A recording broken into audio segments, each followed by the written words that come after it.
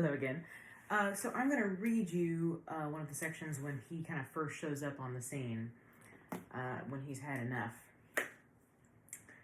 And this is around line 115. And I'm going to just read this one to you in modern English. This is the translation that you have on Edmodo by Seamus Heaney. And it's not actually the most literal word-for-word translation that we have, but it's the most modern. I think it's the most easy to read. And Seamus Heaney was one of the best poets in the last 100 years, and he was Irish, and so there are kind of little moments where he puts bits of Irish dialect in there, whether he meant to or not. And for Americans, that's not really a problem because we're probably used to hearing that. So after nightfall, Grendel set out for the lofty house to see how the Ring-Danes were settling into their drink. And there he came upon them, a company of the best, asleep from their feasting, insensible to pain and human sorrow. Suddenly then, the god-cursed brute was creating havoc. Greedy and grim, he grabbed 30 men from their resting places and rushed to his lair. Flushed up and inflamed from the raid, blundering back with the butchered corpses. Then as dawn brightened and the day broke, Grendel's powers of destruction were plain. Their wassail was over. They wept to heaven and mourned under mourning. Their mighty prince, their storied leader, sat stricken and helpless, humiliated by the loss of his guard, bewildered and stunned, staring aghast at the demon's trail in deep distress. So, let's talk about why Hrothgar is humiliated. We can understand why Hrothgar is upset and devastated, but this seems sort of like an uncontrollable situation. Like, we would not say that you were humiliated by a hurricane. We would not say that you were emasculated by an earthquake or a wild bear attack, per se. These are just things that nobody can help. So why, according to their culture, is it humiliating that this happened? So one kind of big theme that we'll be talking about a lot this semester is the idea of kind of sacred boundaries. Yes, I lost my silver marker. I don't know where I put it, so we're just going to roll with gold for the moment. But the idea of that boundary, whatever that is, whether it's the camp, the tent, the castle, the court, in this instance, the mead hall, which again is the symbol of their entire society and life, being sacred. We just kind of go in and out of thresholds without really thinking about it. In normal times, people would frequently be like, let's have class outside today. And if I could do it, I'd be like, okay. We don't really give a whole lot of thought to going indoors versus outdoors because we have pretty favorable weather here compared to places like England. But there's a reason that carrying your bride over the threshold was such a big deal back then. And that's my dad. I'm sorry, I'll turn that off. I weighed 190 pounds when I got married. I weigh a lot more now. I'm working on it. But I told my husband repeatedly when we got hitched, we eloped, I was like, you don't have to do this. You don't have to carry me over the threshold. Please don't do it. But he did it, man. He absolutely, he manned up and he was like, he carried me over that threshold because it meant something to him.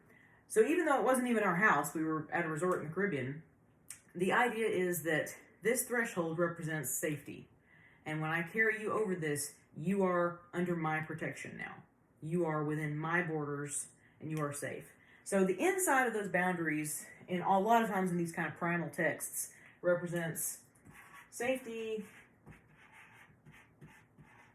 order, law, civilization,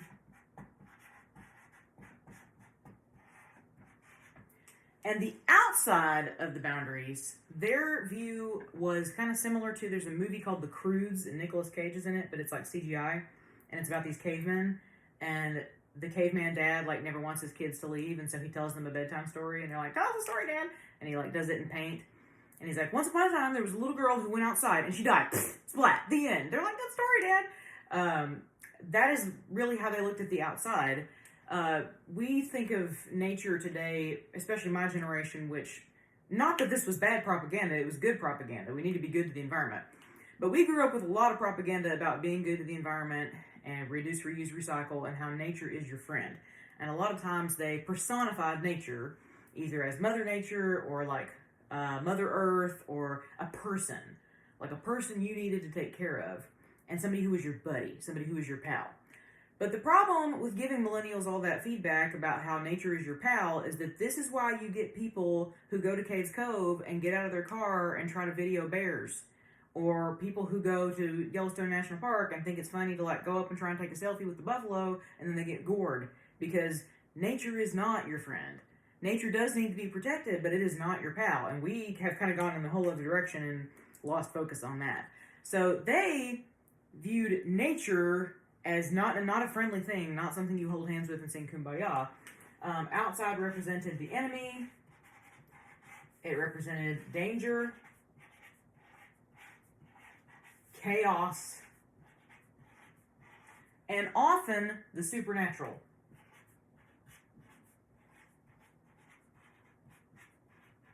And Grendel represents all of those things, being a monster. And by the way, if you don't really have like a clear picture of what Grendel looks like, that's on purpose. It's sort of left to your imagination. There's lots of kind of illustrations that you can look up. He is gigantic in form. We know that he has scales, and we know that he has 2 legs and 2 arms.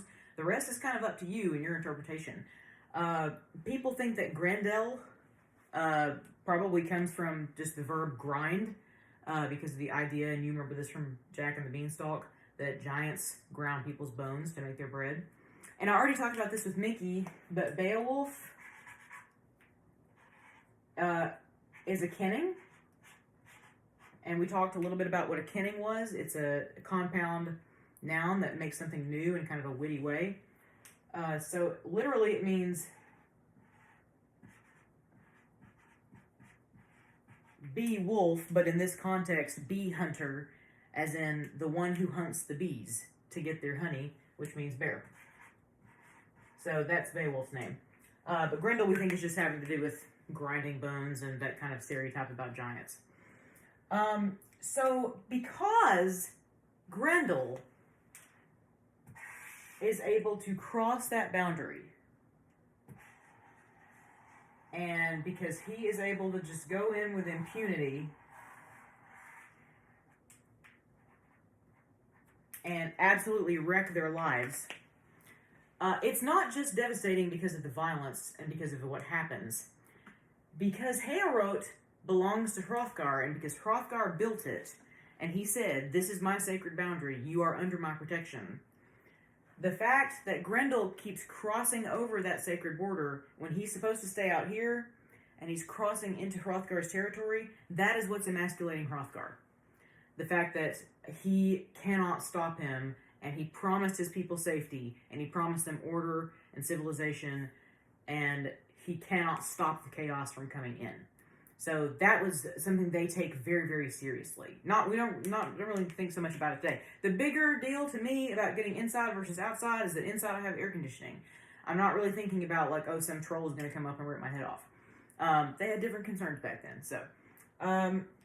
So that is something you're going to see represented a lot. And the really bad problem is that the text says that this goes on for 12 years. Grendel is like, "Ooh, people tasty," and whether he is still angry that whole time, or whether kind of like a lion or a tiger, like he has now cultivated a taste for human meat and then just continues to seek it out, the text doesn't really give us that information. But this goes on for 12 winters, and Hrothgar, this monster just keeps coming into his house and taking his people, and they're all kind of dwindling away. You know, the best of the Spear Danes are being taken by this creature, and there's nothing Hrothgar can do. So that's why he's humiliated. Now, another thing to kind of keep in mind that you will notice in the text, I'll read a little bit further down, starting in, it's about like 145. "So Grendel ruled in defiance of right, one against all, until the greatest house in the world stood empty, deserted wallstead. For 12 winters, seasons of woe, the Lord of the Shielding suffered under his load of sorrow. And so, before long, the news was known over the whole world. Sad lays were sung about the beset king, the vicious raids of Grendel, his long and unrelenting feud, nothing but war, how he would never parley or make peace with any Dane, nor stop his death-dealing, nor pay the death price. No counselor could ever expect fair reparation from these rabid hands. All were endangered, young and old, were hunted down by that dark death shadow, who lurked and swooped in the long nights and the misty moors. Nobody knows where these reavers from hell roam on their errands. And then if you skip down, it's about 6 lines at 170. These were hard times, heartbreaking for the Prince of the Shieldings. Powerful counselors, the highest in the land, would lend advice, plotting how best the bold defenders might resist and beat off sudden attacks. Sometimes at pagan shrines they vowed offering to idols, swore oaths that the killer of souls might come to their aid and save their people. That was their way, their heathenish hope. Deep in their hearts they remembered hell. The almighty judge of good deeds and bad, the Lord God, head of heavens and high king of the world, was unknown to them. Oh, cursed is he who in time of trouble had to thrust his soul into the fire's embrace, forfeiting help. He has nowhere to turn. But blessed is he who after death can approach the Lord and find friendship in the Father's embrace. Yes, can I get amen? Yes, please turn to page 396 for Amazing Grace. So, if you noticed that, like, very suddenly, kind of out of nowhere, there is a swerve into, let me turn that phone off, there is a swerve into kind of a mini sermon that's happening. We have to keep in mind who is writing this. It's most likely, remember I talked to you in the lecture about how, most people, and I'm not saying that we don't deserve this, but most people are like, Christianity bad, Christians bad. The one thing that you can say about Christianity that is really good, whatever you believe, is that when they came to England, they brought writing. And they brought that technology. And so it is most likely a monk who is actually writing this story down. And I usually call him Dustin because we don't know anything about him. But you have to imagine that Dustin is in a really weird position here because he is writing about these Scandinavians who have extremely exciting lives. And they're slaying monsters and they're going in boats on journeys and they're having immense parties. And Dustin, probably will never leave his tower again. This is going to be his life for the rest of his life. They have prayers 6 times a day. They have to get up super early. They get to, do some tasks like make beer and clean obsessively. I mean, to me, and I don't mean any disrespect to the monastic orders or the people who choose to do that now, but it would drive me crazy. I would absolutely be driven up the wall living that way. And so he gets really excited writing about this stuff, and then every once in a while it's almost like he feels guilty and he feels like he has to refocus it back to Jesus. And so you'll find these moments that I refer to as Jesus pop-up ads throughout the text, and you'll be like, where is this going? We're not even talking about this. But it's like he kind of has to remind you that, okay, well, this was the olden days because they were heathens and they didn't know no better. They didn't have nobody else to pray to, and aren't you glad that you have Christ? That's basically kind of his little moment there. So that's why you'll see those pop up. And God love Dustin. But we are so grateful for Dustin, because if we didn't have Dustin, we wouldn't have Beowulf. So wherever he went, thank you, sir. So this goes on for 12 long years. And in the meantime, along across the sea, in a place called Geatland, there is a guy named Beowulf who hears about these troubles and decides that he wants to come and help. Geatland doesn't exist anymore, and we are going to find out by the end of this story why Geatland doesn't exist anymore. That question actually gets answered. But they're a Scandinavian society. We think they existed somewhere in southern Sweden. You're welcome to do research on that. There's a lot of different theories on who exactly they were. But he comes over with his relatively small squad of people.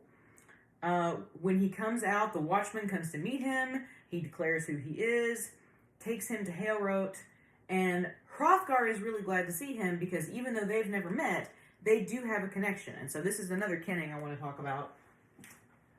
There's a word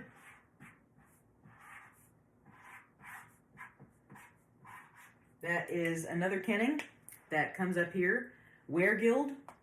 Were doesn't mean where. It means man, as in werewolf, man-wolf. And guild means gold. So I guess it's good that I use this marker after all. So literally mangold, probably better translated as something like blood price. So they had a concept back in the day. In the ancient times, they didn't really do prison as a terminal sentence. That was not a thing they had. Prisons were for people to be thrown in for a short amount of time, either to pay off a debt or until people decided what to do with them. You were either going to be let go or you were going to be killed. And it was a short-term deal. I mean, probably a year most. And sometimes you would die in prison. But it wasn't meant to be there's no life in prison type of thing. If you did something really bad, but if they felt like it could be remediated, what they would do is they would stipulate a blood price, or a man price and say, if you can pay this to compensate for the loss of my son, who you killed in that hunting accident, then we'll be good and we'll go on our merry way. And obviously no money can replace a person, but it was a way of the other person having an opportunity to make restitution and to try and do right by those people. So that's what a weregild is.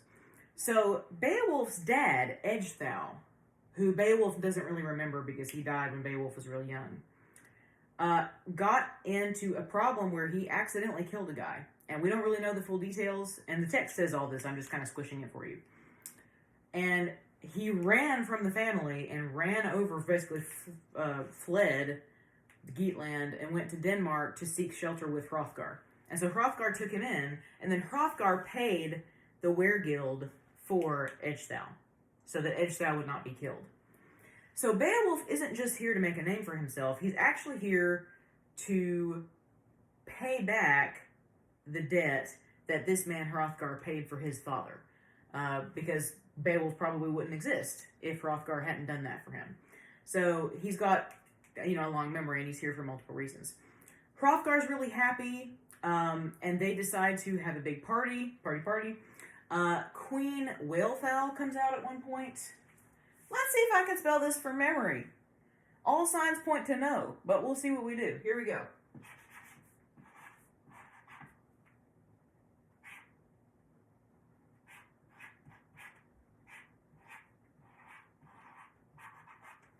All right, check that. See how I did.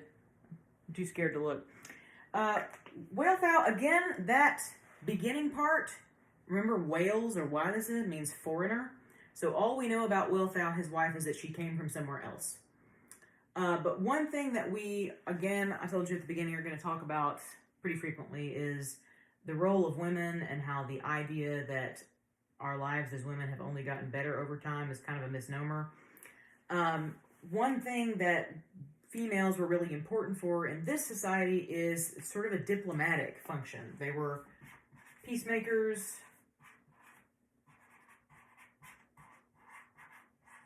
kind of functioned as diplomats. If a good king was supposed to defend his people in war, a good queen was supposed to help sow peace. And that often happened through marriage. And then after the marriage, it was the queen's job to help continue good relationships with the countries around them. And so she has official ceremonial functions. At one point, she comes out and she gives him the cup. He does a formal boast, which we'll talk about more in a minute. And he, at this time, it's not really just about how he fights. He has to talk as well as walk. It's kind of interesting if you took Comp 1. These warriors are judged by their rhetoric as much as they're judged by their ability to swing an axe. And so he is able to kind of hype himself up and then get the people get hyped because of that. It's actually pretty similar to the WWE. If you ever grew up watching wrestling, or if you ever watched wrestling before, like half of each wrestling show is like Macho Man Randy Savage like coming out and just like talking crap in the ring, and they'll stand at just opposite ends of the arena and just talk crap at each other. And that's in some ways just as entertaining. And a really good heel has to get good at that trash talk. So the party is happening, everyone is excited, and then there's this one kind of rat of a guy named Unferth. So let's talk about Unferth a little bit.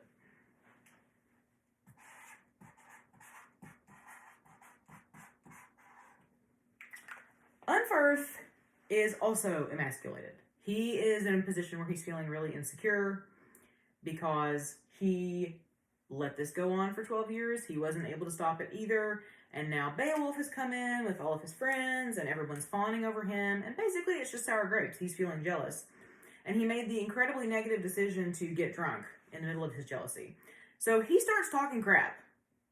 He just stands up out of nowhere, and he's like, Beowulf, you're not nothing. You're not anybody. I heard that you were in a swimming race and that you lost. And you couldn't even win a swimming race. So you're not going to be Grendel. Bleh. And Beowulf is like, oh, okay. You want to start this? Let's do this. So there's kind of a little story, a frame story, where Beowulf talks about how he and his friend Breca were doing a swimming race in the ocean. And Beowulf did lose the race, but it was because he had to fight a bunch of sea monsters with his bare hands on the way to where he was going.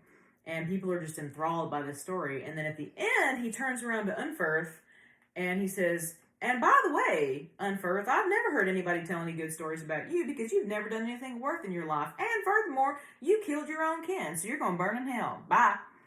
Pretty much to sum up is what he says. We don't know the story about Unferth. That could have been referencing something that people of that time would have known that we didn't. Maybe he was a character in some other things. But whether accidentally or on purpose, he killed somebody in his family, and that was a big deal back then, as it is now. So Beowulf basically owns Unferth, like wasted, like murdered by words, destroys him, and the party goes on.